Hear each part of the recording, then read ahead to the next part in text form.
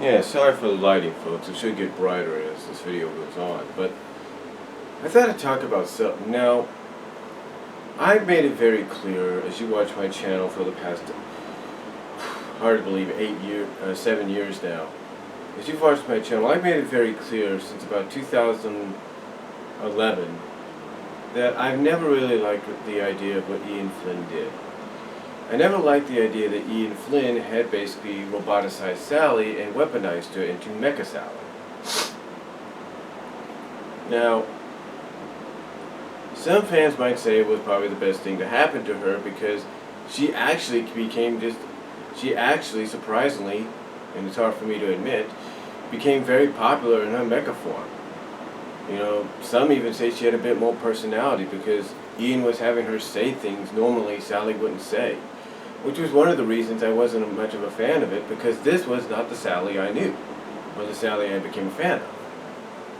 So basically 2 years ago today, that's right, 2 years ago today, August 30th, 2013, today being August 30th, 2015, I wrote up an article, if you will, that I posted over at DeviantArt, which you can find at bvw1979-deviantart.com. As well as I think I did a video on it, which you can find here on the channel, as well as if you look at several of the forums at Sega.com, the cartoon and comic section, the Sonic Stadium, I believe Sonic Sat AM forums, over at the television show portion, I think, or the comic section, I think I have of it, as well as over at Sonic Stadium. I did a very lengthy, as well as some people would call wall of text article asking the question of what was the point of roboticizing Sally in the first place. Now, looking back on it and kind of reading the article a couple hours ago, I'm still puzzled with that question even 2 years later. Because basically, what was the point? Now, true, it has become a little bit more clearer as time has gone on that one of the reasons the Mecha Sally arc was rushed the way it was towards the end and never given a proper ending was due to a lot of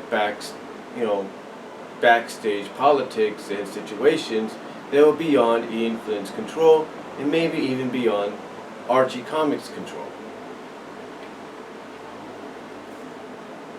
But I digress. The thing was, but I digress. But, however, even with trying to find out exactly what was the real reason, of course, legal issues being involved, like say backstage, behind-the-scenes situations, legal issues that were beyond Ian and maybe even Archie's controls. You know, still fans were always left asking that question of what was the real point. Even to this day, 2 years later, fans still point that out and ask, what was the point of roboticizing her if you weren't going to give us a proper ending? Now, some might, chalk it up to that behind-the-scenes deal and that basically, hey, at least she's restored now, at least she's normal. Yeah, she has a different design, a little bit similar, which is a blending of her original design merged with a more Sega-fied design and so on. And that might be great and everything, but still, people always wondered, why? Why was the point? Why did Ian roboticize her if he wasn't going to have any real closure to it, like any kind of real climax to it? Now, of course, Ian Flynn has come out and said eventually he's going to reveal what really would have happened had things not gone askew because of the legal issues, and what would be called his Lost Hedgehog tales, something that even fans are doing a webcomic on as soon as they get more information, and as soon as Lost Hedgehog tales is officially freed and released. And what I mean by freed is Ian plans to free it up to everybody to read and check out. The only problem I think that Ian has right now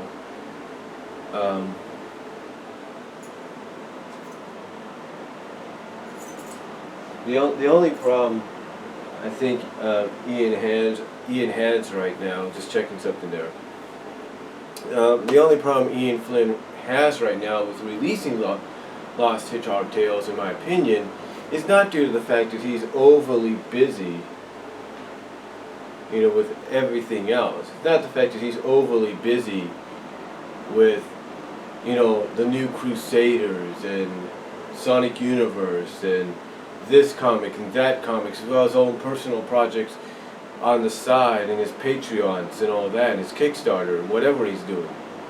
I think what's holding him back as far as releasing Lost Hedgehog Tales is the fact that he is freelanced to Archie Comics, and thus freelanced to Sega Corporation. So my opinion is that is the hindrance that's holding him back from releasing Lost Hedgehog Tales, or else he would have done it a long time ago. He would have, let's be honest. Now he keeps telling us be patient, it's going to happen. But let me ask you this. Several people have told me that when they go to his forum, the Lost Hedgehog Tales section at the forums has not been really active since August of last year. More so, it seems that maybe a part of it's being locked up. Not totally sure about that from what people have told me.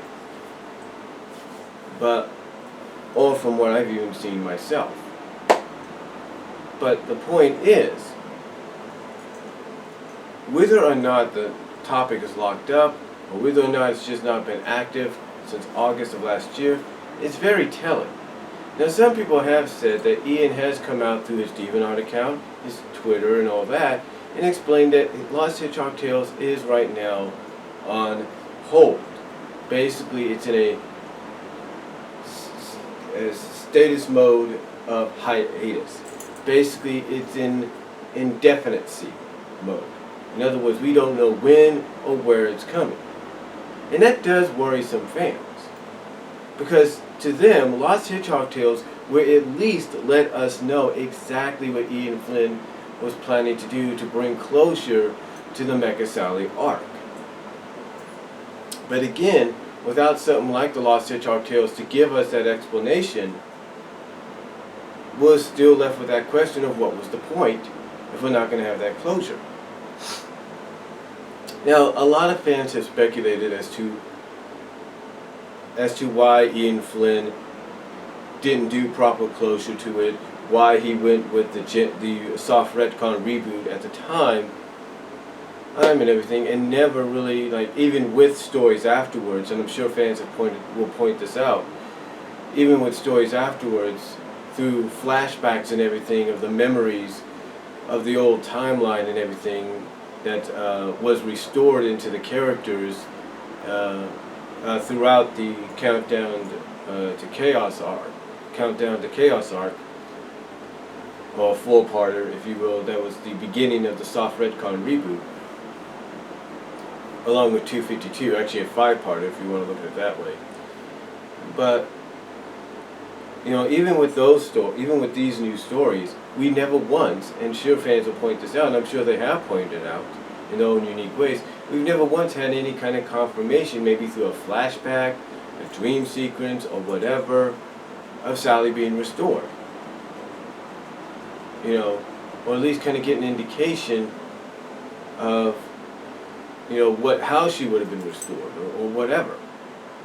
I mean, when you think about it this way, folks, Game Boy Sage over at DeviantArt and Infinite, along with her friends, are doing a better job at reconstructing a storyline going into this. The way she's working it out along with her friends, is she's making a crossover with the Sly Cooper franchise, and thus having the Sally we know in the Sly Cooper franchise. Well, this other version of her is impersonating her and taking over her life. We've even had other people do web comics. We even had freaking Pink Sally appear in front of the original Sally, if you will, in a void-like environment, stating she's going to take over and be the new Sally, or whatever. I mean, fans have basically done a better job, let's be honest, of actually trying to bring closure to this whole thing. They have. Some fans have wrote fiction. Some fans have done webcomics, fiction, where the character, even when she gets her free will, is on a journey to get restored. But again, they're always, even with all that, even by doing all that, they're still left with the question of what was the point if the official comic and the head writer of the comic ain't going to come out and let us know officially how she was going to be restored in the first place, how this whole thing was going to come to a close originally. Because if not giving us an official point or an official point as to why he did this, and giving us an official closure as well to not only her being restored and getting her free will back, we're still left with that question of what was the point of roboticizing her in the first place. Because I think, to quote a line from a cartoon or a movie, there is no point, there's no point, there's no point, there is no point in any of that happening. I mean, yes, I can understand that she did it to sacrifice herself to save Sonic, her friends, her family, the planet. I get that. I understand that. But still, even with that said, we never really got any real closure. None whatsoever. And again, as I mentioned in my article 2 years ago, some fans have come out and said that the reason Ian went in this direction is because he freaking mutilated Sally. He cut her up. He sliced her up and turned her into what she was, Mecha Sally. Even though I've argued and even pointed out that the whole mecha thing was nothing but more than an armored suit welded on to her body, and the cannon maybe was the only addition added. But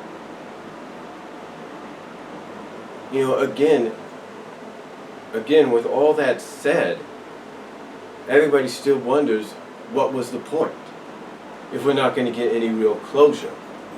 And again, with Lost Hedgehog Tales being on indefinite hold for the time being, with no real story to back up on exactly what could have been, maybe through flashbacks or whatever, in the official comic, we're left holding the bag. Now, I know some people might say, well, it's been 2 years now, let it go, it's over with. And there are a lot that have, but here's the thing about comics, and even television shows and movies. If they don't have a proper ending to a story arc that you've been working on throughout that television show, throughout that comic book series, throughout that story arc in the comic book series, throughout that story arc in the television show, or even throughout that story arc in the movie that you've been making, in the series of movies you've been making, what was the point of even doing that story arc? What was the point of making a certain character the central point, or one of the main central points, or plot points of that story arc, if you're not going to follow through on it? And again, to quote, I think it was Timon who said it in Timon and Pumbaa show, there is no point. There is no point. Because if there was a point, you would have had a beginning, a middle, and an end. And everybody knows that. But we didn't have that with Sally. Yeah, we had a beginning, we had somewhat of a middle, but we didn't have an end. And that's what really and that's what really kind of gets on people's nerves even to this day. It's the point that here you had something potential.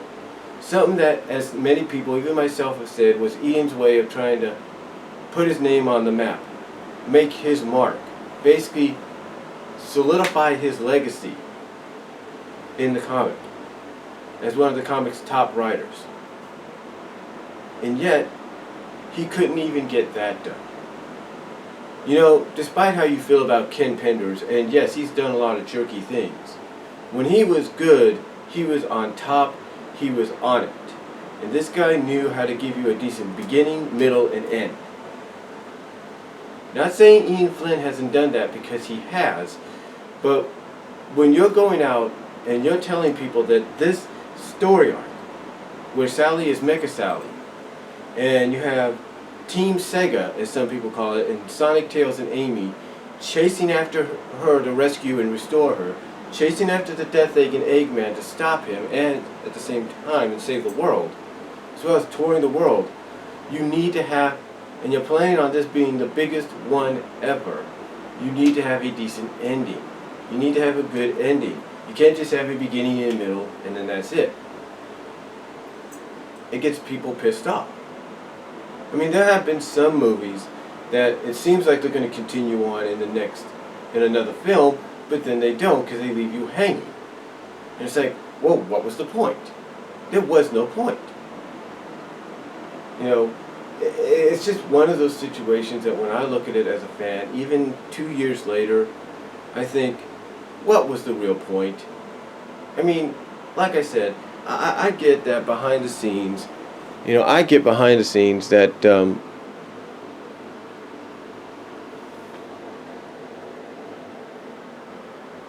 just looking at time.